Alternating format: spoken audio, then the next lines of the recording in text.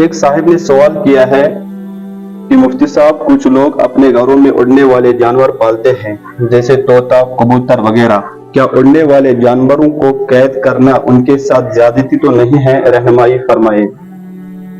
محترم سلسلے میں آپ کو چونکہ اس سوال کا جواب دے چکا ہوں واٹس ایپ پر، میں نے مناسب سمجھا کہ آپ کے اس سوال کے ذریعے سے اور لوگوں کو فائدہ پہنچے۔ اگر پرندوں کی خوراک مثلاً طوطا کبوتر وغیرہ، اگر ان کی خوراک اور ضروریات کا خیال رکھا جائے تو انہیں گھر میں پالنے کی اجازت ہے، انہیں گھر میں پال سکتے ہیں۔ حضرت انس رضی اللہ تعالی عنہ بیان کرتے ہیں کہ ان کے بھائی نے اپنے گھر میں ایک چڑیا پال رکھی تھی۔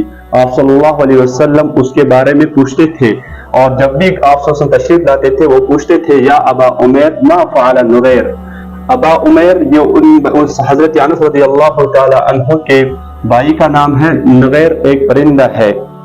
تو اس روایت سے معلوم ہوا کہ حضرت انس رضی اللہ تعالی عنہ کے گھر میں جو انہوں نے یہ چڑیا پال رکھی تھی تو آپ صلی اللہ علیہ وسلم اس چڑیا کے بارے میں پوچھتے رہتے تھے، آپ صلی اللہ علیہ وسلم نے اسے گھر میں رکھنے سے منع نہیں فرمایا۔ تو اس روایت سے معلوم ہوا کہ گھر میں پرندوں کو پالنے کی اجازت ہے۔